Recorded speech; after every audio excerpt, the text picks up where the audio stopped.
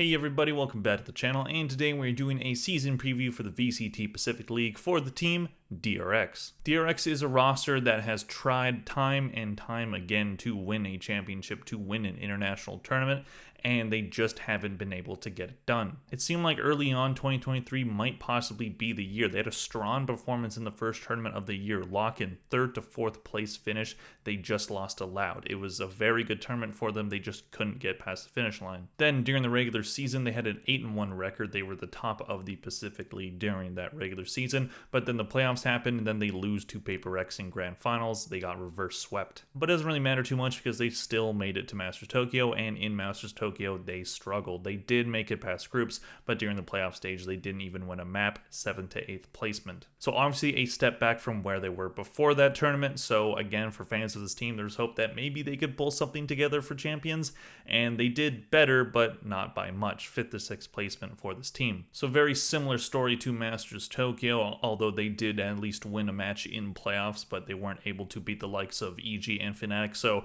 that is a tough bracket to go through, but at the same time, you should be one of those top teams that should be able to match those elite teams. So they just couldn't get it done, and it seemed like there was probably going to be changes to this roster. After their poor performance at the Africa TV off-season tournament, they decided to drop RB and Zest, and then sign a player named Flashback, and then bring their extra Foxy9 into the active roster. RB and Zest are very good players. The thing with DRX is that it's never been a question of talent. They have some very talented players, as you will see from the stats when we go through them. They've always had the talent to go deep in tournaments. They've proven that they can. They haven't been able to win one. They've always looked poised to be that first Pacific team to win in a international tournament, but they just haven't been able to get it done. And this leadership group, including the IGL, have been here for a very long time. Some of them being a part of this org all the way back in 2020, a lot of them being a part of this team when they were named Vision Strikers. And with the new name and the new era of this team, it seemed like they could get it done, but they just haven't been able to. And I've always think that they've had the talent, but it just seemed like the coaching staff and the IGL, I'm not going to question Stacks too much here, but it just seemed like they need a change when it comes to the leadership. So I don't know if dropping RB and Zest, two very good support players, I don't know if that's really the answer. Championships won by this org are, of course, 0, and for the 2023 MVP, I chose Mako because being on Smokes and being as good as he is on Smokes and just able to frag out the way that he does, he's an extremely effective player. Any team would be lucky to have that kind of player. So looking at the 2023 stats, starting with their IGL in Stacks, he had 933 kills, 1,067 deaths, 648 assists for key ratio of 0.87. He played Harbor, KO, Breach, Sky, and Fade. Definitely not the greatest number when it comes to kill-death ratio. You definitely want the number to be higher, especially if you're playing Initiator, a role that should be getting kills, but at the same time, Stacks is the IGL.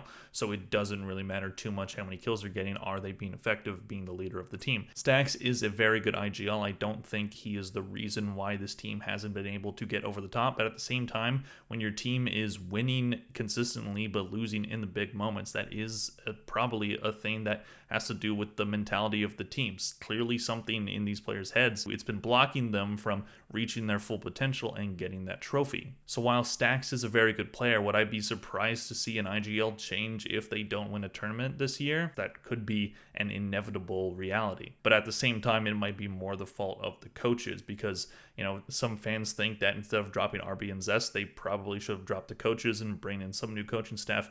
But at the same time, when your team is this consistently good and they still are able to be a strong team overall, you know, that does make it a tough argument to change the coach. But I think this is a do or die year for this entire roster and the coaching staff. Moving on to Buzz, he had 1,164 kills, 1,056 deaths, 335 assists for key ratio of 1.10. He was their duelist player, mainly playing Jet and Raze, but he also played a bit of KO and a bit of Killjoy. Buzz is a very good duelist player. In any conversation that is talking about the best duelist players in the Pacific, he absolutely should be in the conversation. With him playing KO and Killjoy those couple times, it didn't happen that much, but that was mainly when Foxy9 was playing in place of Zest. That did happen a couple times during the Pacific regular season. I do believe Foxy9 actually played more during the regular season than Zest. But overall, I think you want Buzz to stay on that main duelist role. So while this team might have some really good double duelist comps, when you just have one duelist, I don't know if you want Foxy9 to be that guy over Buzz. That doesn't mean that Foxy9 is a bad duelist player in any sense of the word. He absolutely is not.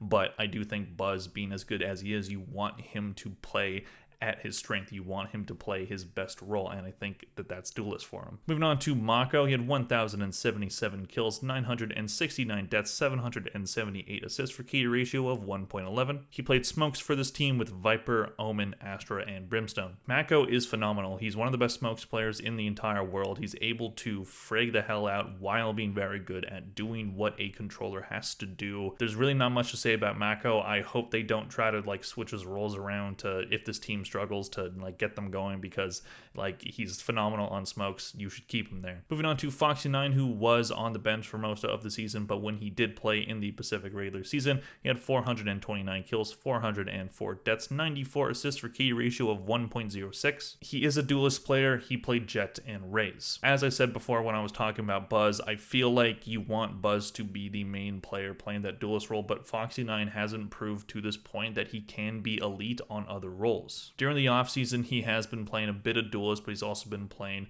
a bit of Killjoy, as well as a bit of KO. So they are trying him on that initiator Sentinel flex role, so maybe he's there a lot during the season, but I don't know if he's particularly the best choice for that because he is a duelist player. But players can find success in playing different roles, so that's what this org is probably betting on. Moving on to Flashback, who doesn't have a ton of experience. He was on a team that didn't qualify through the open qualifiers in Tier 2, so it is a small sample size, and the only stats that I have from him are from the off-season tournaments that he competed in, whereas the rest of these players, all of their stats are just the VCT, not the off-season events. I felt like to talk about Flashback, it's probably best to show what he's done recently to see how he's going to fit on this team. In those off-season events, he had 230 kills, 244 deaths, 94 assists for KD ratio of 0.94. He played Killjoy and Viper. So if Flashback is able to perform well with those support roles and inject some young fun energy into this team, then he absolutely could be a steal.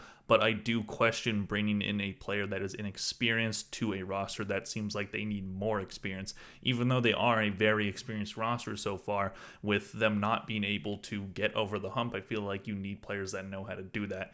But there aren't really a lot of players in the Pacific that have done that because no Pacific team has won up to this point. So overall, as much as I have been criticizing this roster throughout this video, this is still a phenomenal roster. Absolutely. Stax, Buzz, and Mako, that trio has consistently been very strong, and they should continue that into this season. The main question will be, of course, with the coaching staff, should they have brought this coaching staff back? I believe they did extend low as well. So the org is doubling down on the core three while switching out their support roles, and that absolutely is a questionable decision because I don't know if that's specifically what they needed to fix about this roster. While RB and Zest didn't light the world on fire last year, they definitely were serviceable in their support roles. So can Foxy9 be that guy? Can he be explosive? Can he maybe play a bit more duelist and be like that double duelist player and play Raze when needed and have him be explosive on that while being good when he's playing support roles? Can Flashback be really good on that smokes role and that Sentinel with Killjoy?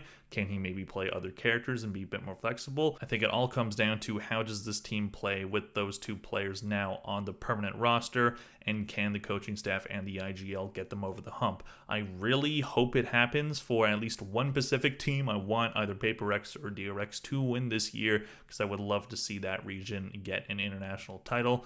But with DRX right now, it looks like they might possibly be worse than they were last year. But at the same time, there's been a lot of turnover in the Pacific League, so they're probably going to have a good start. Looking at their maps last year, their best map was Split with a 7-3 record. Attack was 57%, defense was 55%. Pearl, strong map as well, 8-4 record. Attack was 56%, defense was 57%. Their worst maps were Bind, 4-5 record, so not the worst. Attack was 40%, defense was 58%. Similar situation with Lotus, 2-3 record, with attack being 39%, defense being 46%. So the map pool overall was really good. They didn't have a lot of maps that they struggled mightily on, just a couple ones that they just couldn't always win on. Now they don't have Pearl. Pearl is out of the map pool as of this moment, so they're going to be missing that map, but they should hopefully still be strong on Split. But they need a new map to be very dominant on. Maybe they're good on Sunset, we might see that, but overall this team is still very good. They just need to prove that they can get over the hump, because I do think that the patience is going to run out with this org. I think you can look at the seasons that they had as Vision Strikers,